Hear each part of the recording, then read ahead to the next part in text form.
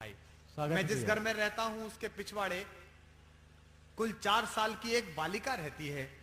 जाने क्यों मेरी ही गर्दन से लिपट झूल वह मुझको सबसे प्यारा अंकल कहती है।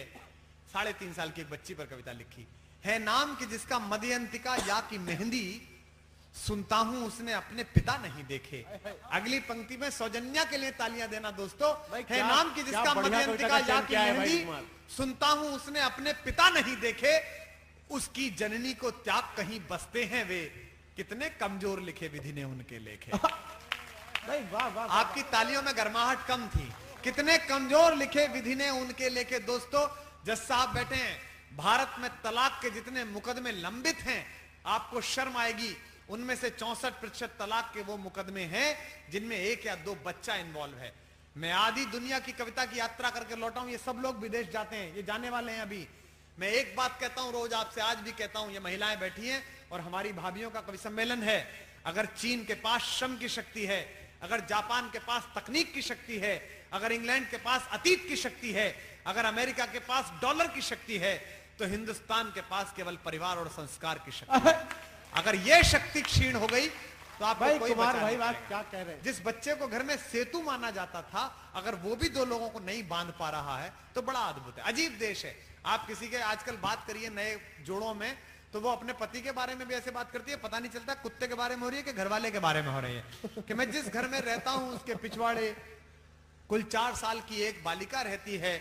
जाने क्यों मेरी ही गर्दन से लिपट झूल वह मुझको सबसे प्यारा अंकल कहती है नाम कि जिसका मध्यंतिका या की मेहंदी सुनता हूं उसने अपने पिता नहीं देखे।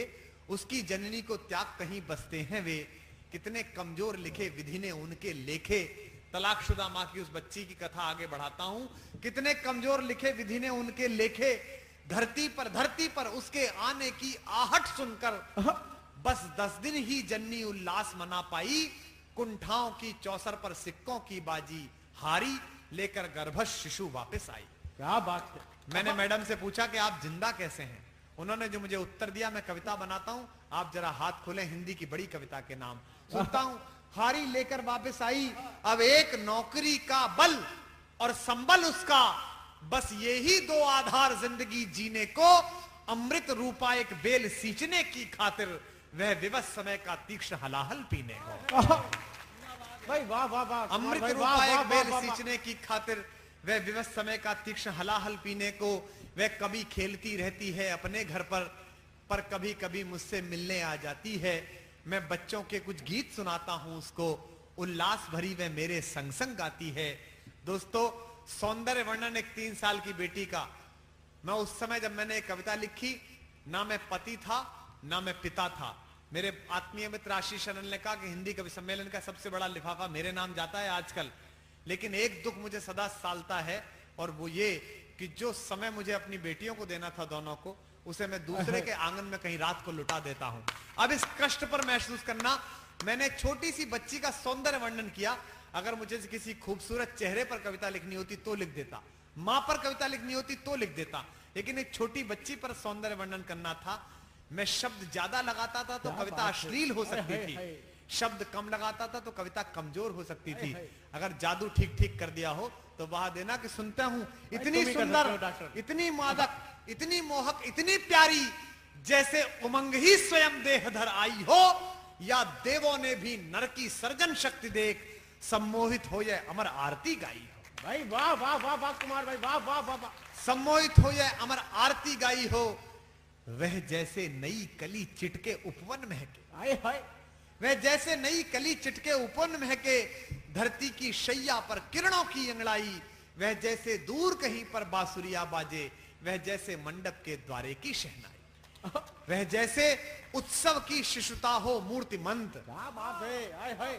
दीपावली से पहले दीपावली की सुबह, मैं कसम खा के कह रहा हूं आपकी दाद उस तरह से नहीं आ रही जितनी बड़ी मैं कविता सुना रहा हूं।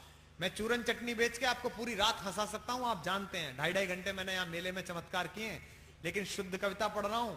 इस बार कोशिश करिएगा कि अपनी खामोशी तोड़िए। वह जैसे उत्सव की शिशुता हो मूर्तिमंत। वह बचपन जैसे इंद्रधनुष के रंगों का। वह जिज्ञासा जैसे किशोर हिरणी की हो। वह नर्तन जैसे सागर बीच तरंगों का। वाह वाह वाह वाह वाह। वह नर्तन जैसे सागर बीच तरंगों का आपकी वाह मिले, वह जैसे तुलसी के मानस की चौपाई।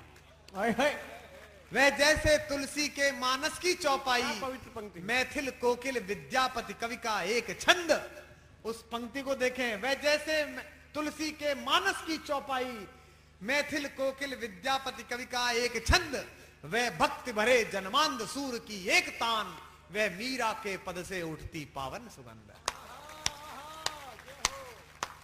जरा कीजिए वाह कि वह मेघदूत की पीर कथा रामायण की, वह मेघदूत की पीर कथा रामायण की, उसके आगे लज्जित कवि कुल गुरु का मनोज।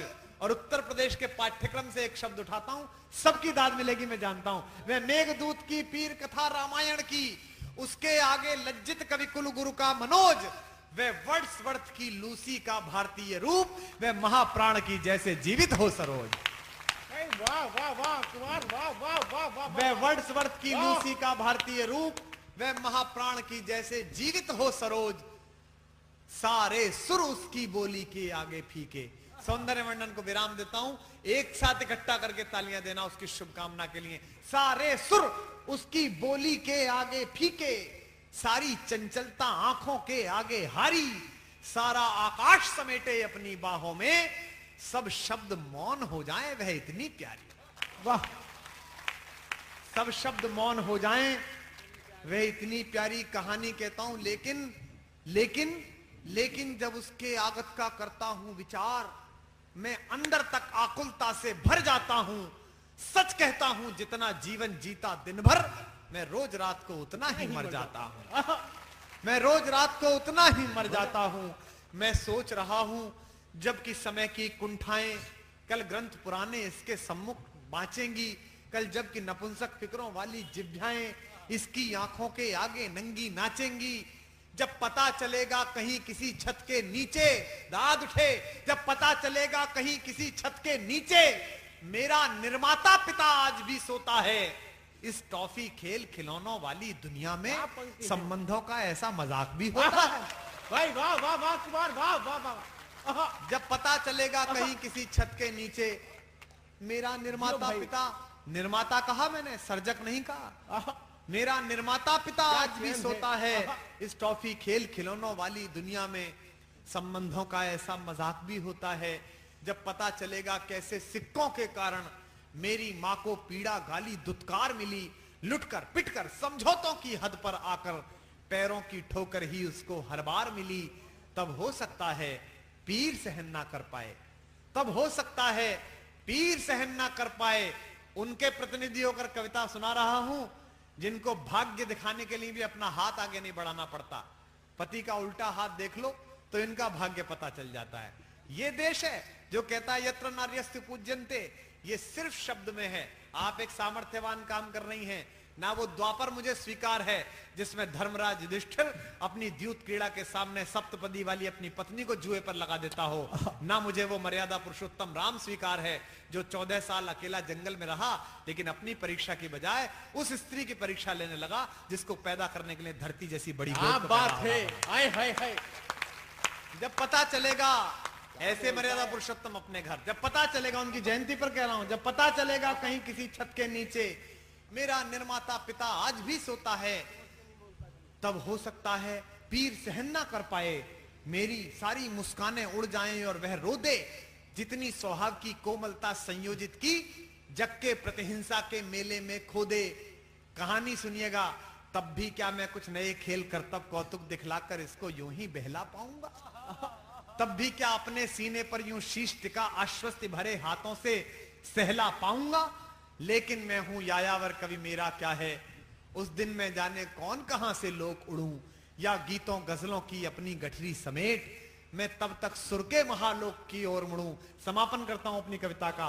तब तक सुर के महालोक की ओर मुड़ूं, मैं अतः तुम्हारी छोटी सी मुट्ठी में आशीष भरा यह गीत सौंप कर जाता हूं। फूलों से रंग रंगे इन पावन अधरों को बुद्धत्व भरा संगीत सौंप कर जाता हूं। इस जगती के सारे उल्लास तुम्हारे हों, सारे पतझर मेरे मधुमास तुम्हारे हों। आज सचमुच आपने नवरात्र में उन कन्याओं के पैर छुए हों तो तो अंतिम 4 पंक्तियों में आकाश गुंजा देना। इस जगती के सारे उल्लास तुम्हारे हों, ये कविता को समर्पित। इस जगती के सारे उल्लास तुम्हारे हों, सारे पतझर मेरे मधुमास तुम्हारे हों, आंसू की बरखा से जो धुलकर चमक उठें, ऐसे निरभ्र निर्मल आकाश तुम्हारे हों, ऐसे निरभ्र निर्मल आकाश तुम्हारे हों। पीड़ा का क्या है, पीड़ा तो सबने दी है, लेकिन मेहंदी तुम केवल मुस्काने देना, विद्वेष हलाहल पीकर अमृत छलकाना, शिव वाली परंपरा को पहचाने देना, शिव वाली परंपरा को पहचाने देना। सारी कालिक धोकर आंसू की बरखा से जिस समय छोड़ने के लिए गए, भगवान राम के निर्देश पर आप ऐसे ही प्यारे रहे होंगे, देवर लक्ष्मण भी जैसे हम आपको प्यारे हैं। जब छोड़ने के लिए गए महेशी माता को उस दंडकारण्य में, तो नीचे उतरने के बाद विनम्र होकर लक्ष्मण ने पूछा कि मां मेरे लिए कुछ आज्ञा है? तो जनक दुलारी ने कहा, प्रीतस्मिते सौम्य चिराय जीवः, हे बेटे, हे सौम्य, मेरे पुत्र जैसे देवर, मैं तुमसे बहुत प्रसन्न हूं, तुम युगों तक जियो। लौटते हुए रथ पर बैठे बैठे वापस लौटे लक्ष्मण और कहा कि भाई के लिए कोई आज्ञा है? वो लड़की जिसका संस्कार जनक जैसे योगर्षि से जुड़ा हुआ था, उसने पूरे जीवन में 7 तरह के संबोधन दिए थे अपने पति को, नाथ, प्रिय, प्राण, रघुवंश मणि, रघुवर, राम, सब कहा। एक संबोधन पहली बार बोली माता सीता, जिसमें उनका गुस्सा फूटा। महर्षि, इतने बड़े ऋषि ने लिखा, कालिदास ने, कि वाच्यस्त्वया मद वचनात् स राजा, हे लक्ष्मण उस राजा से मेरी ये बात कह देना। कितना बड़ा गुस्सा फूटा होगा। उन्होंने कहा कि वाच्यस्त्वया मद वचनात् स राजा, वन्नौ विशुद्धा हमपि यत् समक्षम, माम लोकवाद श्रवणाद हासी, श्रुतस्य किम सदृशम कुलस्यम। उस महान राजा से मेरी ये बात कह देना कि मुझे अग्नि में प्रज्वलित कराने के बाद भी उसने मेरी पवित्रता पर शक किया।